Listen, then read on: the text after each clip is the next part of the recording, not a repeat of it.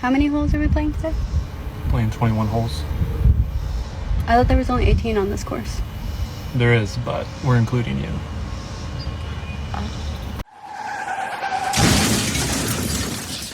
When you have a little planned overtime. I just love when guys are like, I'm so glad you're not crazy like those other girls, you know, but what they don't realise is that this is the free trial. You don't get the crazy till the full subscription. Okay, silly? Good morning, my lovers. Let's get ready for a 6 a.m. run. Today I wore the Wilson Midtown tennis skirt and paired it with the Aloe Yoga Splendor bra. Put my hair in a bun. Put on my sunscreen. This is the Kiehl's Super Fluid SPF 50. Put on deodorant. This is Degree Advanced 72-Hour Cool Rush. Put on my Apple Watch. Take my pre-workout. Today I took the Bloom Raspberry Lemonade. Tape my feet. Today's run isn't too long, so we're gonna wear my Chase ones. A regular size tampon was used for this run today. Put on my pink Beat Fits Pros. And we're off. Was the regular tampon used to stop the flow, or she put that in her crack to stop the sweat? Yikes. Men with good dick think they have control of you. Motherfucker, please. First of all, yes, sir. Yeah, boy. I heard this guy say this. It's been like ingrained in my head, so much so that whenever I don't want to do something, this is the actual phrase that comes in my head. Boys are confident, men are certain. The other thing is, he's like, it's not about doing your best, it's about doing what's required. And whenever I have a hard thing, like I'm like, I can make more videos for content or whatever, I don't want to do this podcast or whatever it is, literally my immediate thought that's like my subconscious is like, I will do what's required.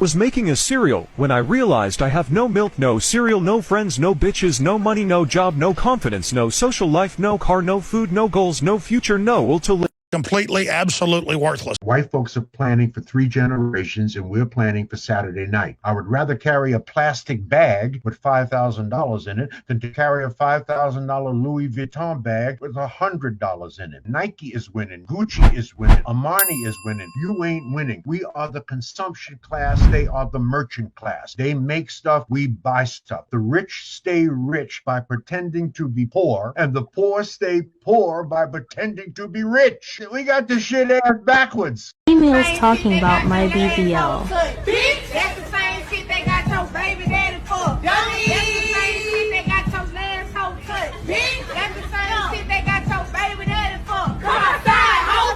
Get outside, hoe. Yeah, pull up. But what happens when that thing pops, though? God will show you your vision, but never tell you how you're going to get there. And there's a reason why.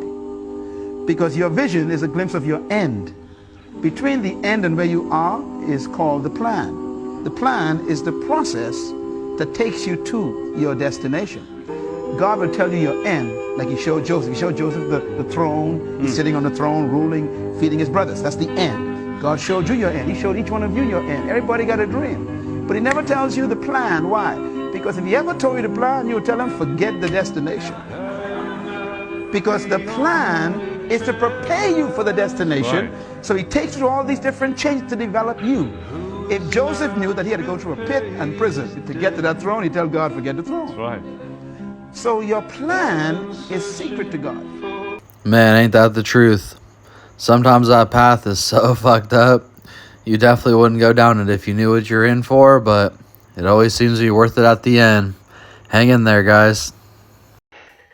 Here's a wrecked Model X I got. That makes you wonder how in the heck something like this got this messed up. Oh, I know how.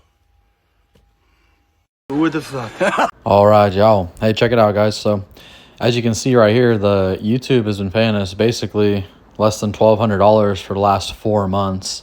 Essentially, we have to split it 3 ways. A third goes to me, a third goes to my friend that edits, and a third goes to taxes. So we're making about $300 a month.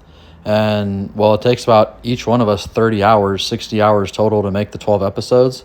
So we're essentially getting $10 an hour, which would be below minimum wage. And the truth is, you know, I have a lot of different businesses that make me a lot more money than that. And if I was the kind of guy that made $10 an hour, you guys wouldn't even want to talk to me. So we put together a Patreon. We're asking you guys if you could please join to support the channel. we're not going to be able to continue to do this for $10 an hour. It's just the way that it is. So if you find it to be valuable, helpful, or you want to support us, please do that on our Patreon. And we also have a mug store and a merch store. So if you feel like you want to go over there and buy something, that also supports us too. You know, but this is what we have to do. This is a way for us to try to survive. And well, bottom line is, you know, we've been doing this for over a year and a half, and this doesn't work anymore this way. So you see a lot of other creators come on, have a Patreon, and ask for this type of support. And the reason why is because this is how bad it actually is. All right, guys, I really appreciate any support you give us. Thanks so much. And you can always find the links in the description. This lowrider Tesla Model Y is a prime example of what happens when you spare no expenses on a build. Let's take a closer look at the paint. Everywhere you look on this car, from the airbrush artwork to the metal turning and even the pinstriping, everything is done to the nines. The lowrider influence continues with spokes and vogues with custom spinner caps. And if we take a closer look through the automatic opening frunk, you'll see an air setup that is engraved to look like a custom hydraulic setup. But the guys that built this car didn't just stop there. Even the interior is 100% custom upholstered and airbrushed. To top it all off, the audio system in this thing sounds incredible. It's safe to say this Tesla is truly one of a kind. Now see, this is why you never let a bitch come stay in your motherfucking house. It's always some bullshit that come with it. No, don't ever, man, listen. I'm not tripping. No, I come in the house. No, I come in the house, y'all. So I come in the house, I open my room door. This bitch come running out of my room. And my husband's laying down in the bed. She come running out of my room. So what was she doing in there? That's what I'm trying to say. Like, that don't even make sense. Look, I done took care of this bitch. I done fed this bitch. And now she's sitting here doing God knows what with my husband when I come home. Then this the second time that some shit like this done happened. We watching them. But you let her in here though. We watching a movie. Please shut up. Okay. Please shut up. Right. Because we watching a movie and I leave out the room. I come back in. This whole cuddled up with my motherfucking husband. Cuddled up on the couch. And you think, look at this bitch. It's time for you to go home. It's time for you to go home because that's my motherfucking man. That's my motherfucking man. Good morning, everybody. Getting ready for my day. Thought I would come in here and say hi to everybody. They call her a camel toe.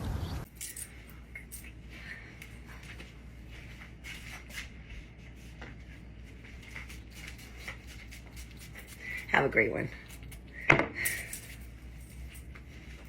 Ambulance rides in the state of Texas start at $1,200. Make sure you're wearing your seatbelt. You gotta protect your fun bags.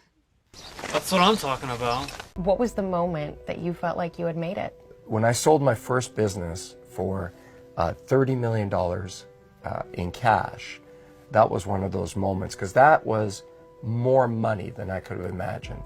So I sell my business and they give me 3 checks for $30 million. And I go back to my office and they're sitting at my desk. I'm looking at them and I can't comprehend that kind of money. And then I realize, oh my gosh, I'm losing interest while the checks are sitting here. So I run Get to the bank. I run across the street to the bank. I finally get to the front and I say, I'd like to make a deposit. And the lady says, did you fill out a deposit slip? Oh my gosh. And I said, I'm sorry, I forgot. She goes, I'll do it for you this time. I give her the check. She looks down, she looks at me, she goes, I'm going to need to get the manager. That was cool. First thing you bought with that kind of money? I wanted to pay off my parents' house.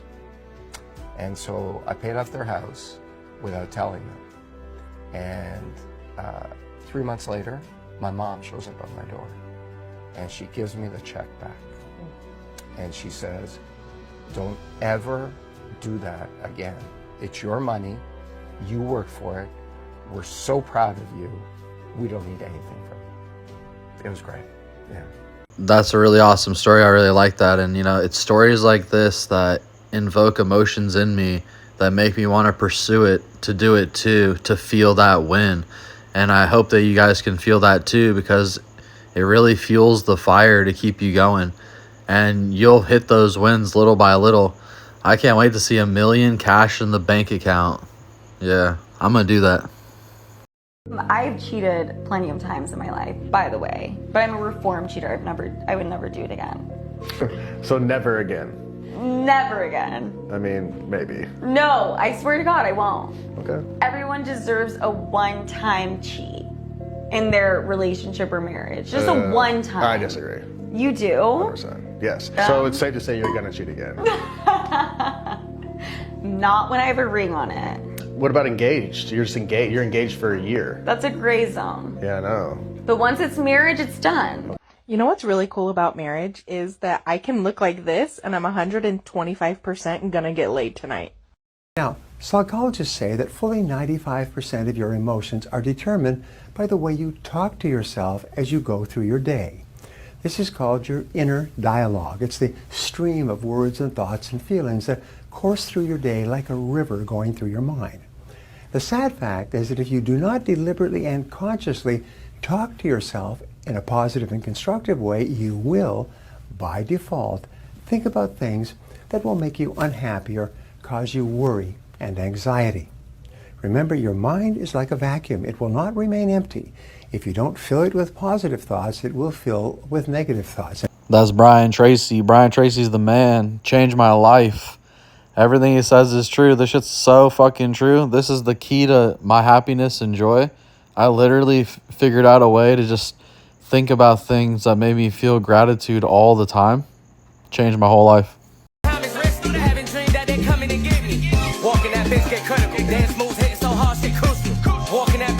You gotta just know that everything is temporary. And when you try and hold on to something, that's when it can destroy you. Anything. People, seasons, places, things are all temporary, and that's why you have to enjoy that present, right?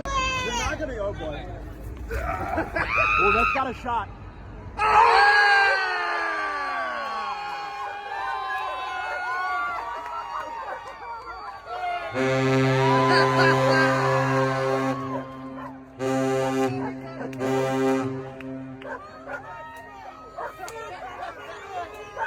Is it 9 companies that you run? 9 companies right now. How does that happen? I mean, how do you run 9 companies? I want to get to your whole origin story, I guess, if you will. But that is something that right away on its face just, sounds shocking to people. So I don't recommend it, by the way. It's not something I recommend. Yeah. When I say 9 companies, you don't start like that. For me, originally, when I went into financial services with Morgan Stanley Dean Witter, I left. I went to Transamerica World Financial. I was with them for 7.5 years. And then at the tail end of it, I watched Jerry Maguire, literally. After Jerry Maguire, I write a 16-page, what we ought to do to take this company to the next level with 9 ideas that I have. And I emailed it. Nobody responds back. Then I email it to the CEO of Aegon, and he responds back. And he sends it to a guy named Jack. Then Jack calls everybody that didn't respond to me to fly out to Orange County, have a meeting with me for 7-8 hours, and I proposed everything, and then nothing happened. So I went back and I said, okay, no problem. If that's the case, if you don't value these ideas, maybe I'll go do it myself.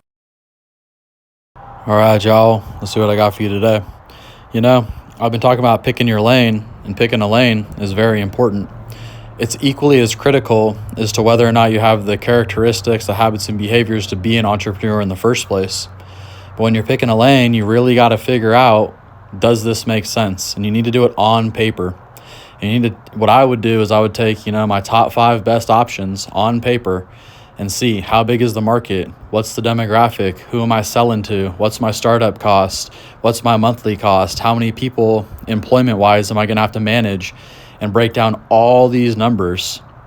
When we come to expenses, we want to make them as high as possible. When it comes to gross money coming in or money coming in, we want to make these numbers as low, as worst as possible.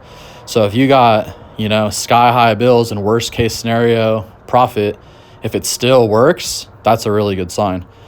So that's what I kind of look for. When I started YouTube, the thing for me is I've done a lot of labor businesses and different stuff like that, and I didn't want it to be labor anymore.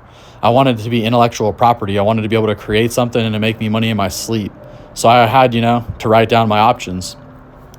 Then when I got to the fact that I realized YouTube was probably my best option, I wrote down my best top 5 or 10 options from there. So I had considered doing different channels, and right now we're doing a police POV one. We have this one. I realized that celebrity obituaries would be really easy.